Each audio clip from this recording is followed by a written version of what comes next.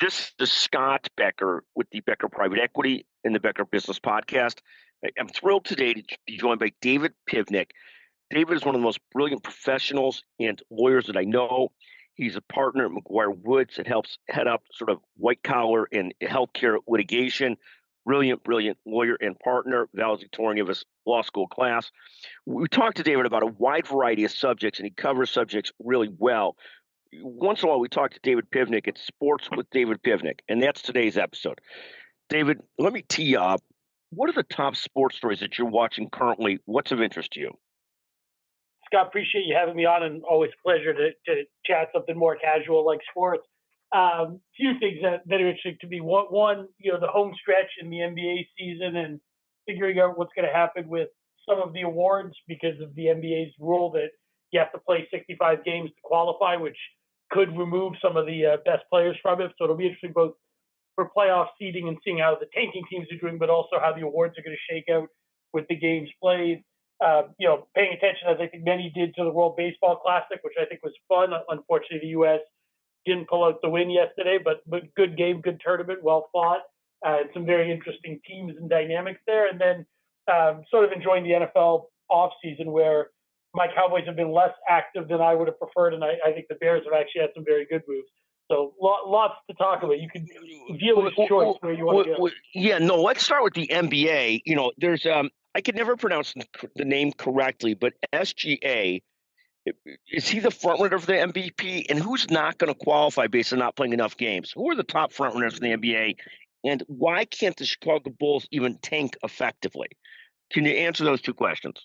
Yeah, well, so I think SGA, Shai Gilgeous-Alexander, probably is the front runner. I'd be remiss if I didn't commend him. He recently broke, as you may have seen, the record for most consecutive 20-point games. It was a record that dated back to literally Wilt Chamberlain, so it's a old record that Shai just broke. Something my father has been actively tracking for several months now and very excited about. I think more than anyone else, including Shai, but I think that's a great record. And between the fact that he'll hit the threshold, he's having another remarkable season, and his team is really elite. Clearly the best team in the league. I think Shai Gilgeous-Alexander has a great chance to win it. In terms of folks who aren't going to get there, there's folks of sort of all different segments where some folks aren't even close and are missing way too many games that are not even in the discussion, but others like Victor Wembanyama are on the cusp. And Wemby's an interesting one because, he's got 3 more games that he can afford to miss in the last 15. So I hope for his sake he stays healthy, but any real injury the rest of the way would knock him out of the running. And he both has some standing in the MVP race, but he's also a prohibitive favorite for Defensive Player of the Year. And my household's favorite athlete, Scotty Barnes, I think would be in the mix if Wemby doesn't hit that threshold. So Wemby's, I think, the most notable exception. But others, like Giannis, not going to get there. Jokic is not going to be there at the 65-game mark this year. Luka Doncic is going to be sort of on that cusp. So there's a whole bunch of very good players, very elite players who are not quite going to get there or are going to be sort of sweating it down to the last few games of the year. And it also, in the case of someone like Victor Wembanyama, creates an interesting dynamic where oftentimes I feel like teams would rest their stars a little bit down the stretch, not every game, but give them an extra day or two off just to sort of facilitate a playoff push and making sure they're fresh. And the Spurs don't have that luxury with Wemby because I don't think he would take kindly to being removed from award candidacy to get some extra rest. But at the same time, if something does happen in those last few games that impacts their playoff run, it's going to be a very unfortunate, unintended consequence of this rule change that forces guys to be playing where they otherwise might rest a bit. And as a fan, I think it's great, frankly, that players, when healthy, are playing. I think that's the concept. We pay tickets to watch these guys play. So it's frustrating when they don't, but it would be unfortunate if that's one of the consequences. And then as to the Bulls, I mean, look, first of all, I'm going to see the Raptors play tonight in Chicago. So I hope the Bulls do their job tanking tonight and get their butts kicked, as I think they will. But the short answer is they really haven't done a full and comprehensive rebuild. And when they've tried, it's often been fits and starts. So I think the Bulls have had two problems.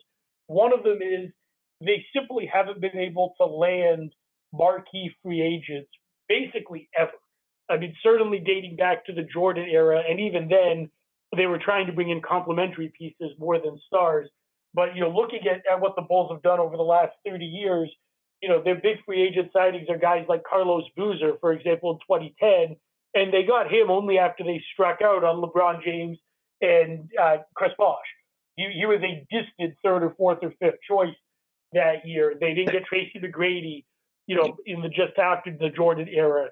They didn't get a Grant Hill or Tim Duncan. So the Bulls not being able to land free agents, even though it's a really terrific city, obviously. I love Chicago, and I think it's a moderately run organization, but with a pretty great fan base. It's surprising they can't land free agents, but that's one hindrance. And then the other piece is if you're not going to land marquee free agents, you really have to build through the draft. And so stockpiling a lot of picks and giving it a long, slow rebuild is important. And then nailing top three picks, both getting them, but also hitting them out of the park is critical. And the Bulls really had Derrick Rose as the one player who fits that mold. And unfortunately, after his injury, he was still great, but he wasn't on the same MVP level that he was, and they didn't have a core to surround him. So I think this year looks like a sign that they're taking it seriously. They're going to truly sort of tear it down to the studs. There's not a lot left. They've got Gideon Buzelis and then a bunch of flyers like Rob Dillingham that could develop. And they're going to have to continue this, I think, for 2 or 3 years where it's ugly before it gets better if they want to try and sustain excellence. Right, but it seems like they're stuck right at that, not middle tier, right at the lower middle tier, upper worst tier. And so, right, you don't have a chance at a top 5 draft pick, really, or it becomes very hard to get a chance at like a sure superstar. And so they're really stuck in the middle. And even here, when they went on an 11-game loss streak, not purposely to try and lose more, now they've started to win a few games again. They're back to 28-40 or something like that. And it's hard to get the right draft pick. And then if you can't get the right draft pick and you can't bring in the right talent, you got trouble. I was reading yesterday how this Bulls team, the Bulls, for people that aren't really close basketball sports fans, the Bulls got rid of their 5 or 7 best players right at the trade deadline, leaving 2 of the 5 or 7 or 10 best players, Buzelis and Josh Giddey, with the intent of they've been stuck in the middle for years now. In the middle, you kind of lose in some of these sports because you can't get great draft picks. And so they were apparently trying to build down, as you said, to the studs, like you'd build a house out of the studs, but now can't even lose effectively to get a low draft pick. And there's sports writers are saying there's more talent in this team. It's a very fast team, so it's a harder team to play against than it should be. And so all of a sudden they're winning some games and taking themselves out of eligibility for a really good draft pick. They've got 9 second-rounders, and traditionally second-rounders in the NBA don't do anything. So they're sort of in a real bind, I think. They're really stuck for a little bit. I think that's right. And, hopefully if they're smart about it, it's not just the losing games. It'll be in the offseason, leveraging some of those second-round picks and some of their financial flexibility to potentially take on a bad contract or two and add additional first-round picks when doing it. But they're going to have to be creative, and they're going to have to stick with it long-term in order to, really rebuild. Because I think, again, guys like Buzelis, Giddey, I still believe in Rob Dillingham, although I think that's probably a minority position, but I still think he's got great potential. But those aren't going to be the number 1 or 2 superstars on a championship team. Those are going to be guys who fit in after you get your true superstar. So they're going to have to figure out how to land that guy at some point if they really want to be great. Right. You absolutely got to have a few just absolute great ones, don't you? You can't win in the NBA without 2 or 3 just fantastic players, and then you could fill in with other good players, very solid players. But it's hard to do without a couple great players. Talk about the World Baseball Classic. You would think President Trump had so much success taking out the Nelson Maduro. I don't know exactly what his position was, Prime Minister, President of Venezuela. They sort of trash talked each other, and President Trump won that. How does that happen? And then we go and lose to Venezuela in baseball in the World Baseball Classic. I mean, how do you juxtapose these two situations? We succeed at regime change at taking out Maduro, but we can't win in baseball against Venezuela. Is that a sign of how far the United States has fallen, or should we not read that much into it? Or can President Trump still change this? This is an interesting question that sort of came, to stick with baseball, it came out of left field. I thought we were going to actually talk baseball, and here we are talking international politics. But I'm hoping you're sitting down because what I'm going to say is going to shock you to your core. But as it turns out, regime change and anything to do with Maduro actually doesn't have anything to do with what took place on the baseball field. Unrelated concepts, no cause and effect, no correlation. So there's actually no sign to come. I don't think President Trump can change the result, although he could simply declare the U.S. the victor, but I don't believe that would be widely accepted.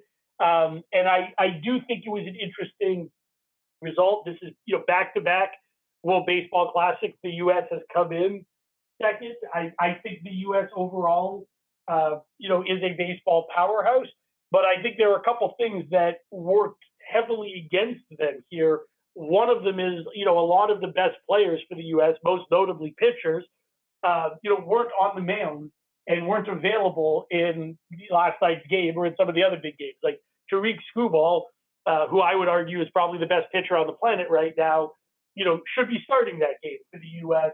But because of his commitment to the Detroit Tigers, he was in the dugout and supporting the team, which is great, but he wasn't actually pitching, which is a problem. So I think part of it is just a matter of who was available and who was present on the roster. Some of it is just in a one-game baseball championship game. I think any team could beat any other team, or at least if they're within the range of competitors. I think that could happen. And so, the reality is, Detroit's not more important than the United States, is it? But in reality, Venezuela's got a magnificent baseball talent situation, don't they? I mean, and all kidding aside, they've got a fantastic baseball situation. They do, and they also have some of the best players in the world. And one of the big advantages, frankly, a lot of the other countries playing in the World Baseball Classic have, and that includes, very much Venezuela and the Dominican Republic in particular, but I think Japan, to a lesser extent, is also in this ballpark. Is the United States, I think, is not as focused on churning out baseball talent as some of the other countries. Like the proportion of youth playing baseball, at least my impression is, it's still significant, but it's not as high as, for example, the number of kids playing basketball. Some of that is just ease of access to basketball. There's hoops everywhere. You just need a ball to play. But I think some of it is a focus on developing talent at a young age that I think is less pronounced in the United States than in some of the other countries. But a lot of it, again, just does boil down to it's a small sample size. I think if the U.S. had its best players available and we played a 100-game season against Venezuela or against any other team, I think the U.S. would fare very well consistently. But, that's not how it works. And much like the Olympic gold medal hockey game, it's hard to really, it's hard to determine too much based on one game between two teams who are relatively evenly matched, even if I think the U.S. was a little better than Venezuela, all things being equal. You brought into the conversation something that I felt was inappropriate for the discussion. You implied that the United States hockey team, I felt like you implied that was a fluke, that they beat Canada in hockey in the championship in the Olympics. It seemed almost you were pointing down a direction there when obviously the USA is so talented. Now, I say that jokingly, but talk about that, because in a one-game situation, very much the U.S. beat Canada in the Olympics. The U.S.-Canadian team was just stacked and really controlled a lot of that game. Talk about that for one moment. I know you are Canadian by birth. You're a Canadian-American. You're just a great leader and citizen now of the United States. Congratulations. But talk for a second about that whole thing. Yeah, so I'm glad you clarified again. I'm American, right? American is apple pie, I like to tell people. But putting that aside, look, at the end of the day, I think you read the inference right, but I want to start by saying the U.S. won the gold, and the U.S. deserved to win the gold because they played the tournament, they won the game. It doesn't matter if you had the hottest goalie and the other team outshot you or outplayed you that day. Hot goalies win Stanley Cups all the time, and no one would say you guys aren't the real champion because your goalie stole the series. And the fact that the 3-on-3 overtime is a ridiculous way to handle, overtime doesn't matter. Those were the rules. Everybody knew the rules. Canada won in the quarterfinals playing a 3-on-3 overtime, and I didn't hear a lot of my Canadian friends complaining how ridiculous it was. So at the end of the day, the U.S. played great all tournament. They played a great defensive tournament throughout. Their defense score is excellent. Connor Hellebuck is the best goalie in the world, and they won, and they deserve to win. You can't take that away. With that said, if Canada and the U.S. played 10 times, do I think Canada would win more than half of those games? Yeah, I think that's probably right. And I think most objective observers would probably concede as much. But that wasn't the tournament. That wasn't the stakes. And so I do think it sounds a little bit like sour grapes to say, if we did something else, then we would have won because we did the actual thing and the U.S. won. And so I think the U.S. deserves the gold medal. And I think they played great, and it's a great team. I also think you and I spend in some of our more serious podcasts a lot of time talking about team building, and I think one of the big stories of the Olympics is roster construction. I think the Canadians did an absolutely piss poor job building their roster, and I think some of the, in my view, obvious criticisms of the roster, and mine I was very vocal about with friends and colleagues for a long time, is like, it is absurd that Connor Bedard wasn't on the Canadian Olympic team. Like, he is clearly one of the 6 best most talented Canadians in the world, and the downsides that he has in terms of not being as physical as some others or not being as strong defensively, which are things he's actively working on, but those wouldn't have been as big an issue in the Olympics, and you could have easily balanced that out by playing him on a line with a guy like Mitch Marner, who's great defensively, and they would have been electric together. And when you watch that tournament, and Bedard's the most notable example, but there are several other very questionable omissions. I think Matt Schaefer should have been on the blue line as well. I think it's one of the key takeaways is at the end of the day, in both the semifinal game and the gold medal game, the Canadians were double and triple shifting the first line of McDavid, McKinnon, and Macklin Celebrini. And those 3 guys are all unbelievably talented players. They deserve to be on the team. They deserve those extra minutes. They're 3 of the best in the world. But when you have to ride guys like that, and instead of rolling 3 or 4 lines pretty evenly, you're running a second line, one line over and over again, they were tired, and it caused some of the misses at the end, and we had to do it because Canada didn't have the talent. They had to do that because they lacked that talent. And so I think the roster construction was also critical. Yes, no, 100%, and fascinating. And is there dissension in the Pivnick households between the parents who are the proudest and greatest Canadians of all time, the kids who have been raised here? Is there any dissension when people watch the USA-Canada game? Where do the loyalties lie? Is there excitement on both sides of the table? How does this look? So in my household, I think it's split, and the reality is, like, I was happy to watch an entertaining game, and I was not that aggrieved with the result. I am an American, and I enjoyed it. I think my sister's household was decidedly split, and my sister was definitely very disappointed, and her husband and kids were very excited, and my parents were unequivocally dismayed at the outcome. So I think a mixed bag depending on which Pivnicks you're talking about. And that's what we wanted to dig into a little bit. So we've had a chance to talk about the World Baseball Classic, where the U.S. beat Venezuela, or U.S. lost to Venezuela. They beat them in regime change, lost in baseball. We had a chance to talk about basketball, which I'm a Chicago Bulls fan. I could almost care less about the NBA other than watching some of these superstars play. other than how the Chicago Bulls do, and they've been stuck in sort of purgatory for years now, and continue to be stuck in purgatory. They can't even lose effectively. And there was one other topic you wanted to touch on. Can we touch on that very quickly, if that's okay? Yeah, that would be the NFL and the how things have proceeded in the offseason. And I personally am a little underwhelmed. I think the Cowboys have made some good incremental moves, but I hear Jerry Jones talk about how he's in his 80s and now's the time to compete, and they're going to be really putting all their chips in because he wants to win another Super Bowl before he dies. And then I see what is a fairly underwhelming offseason so far, and I don't really know what to think when I look at that. And then I look at the Bears, and I think the Bears have actually added very competent. I mean, I think the linebacker they added, Devin Bush, is one of the best free agent acquisitions anyone has made. And I think they've made some, they got some bad luck with Drew Dahlman retiring early and unexpectedly at 27. But I think they've done a nice job pivoting, and it doesn't give me any joy to say it, but I think the Bears have a nice future and are setting themselves up well.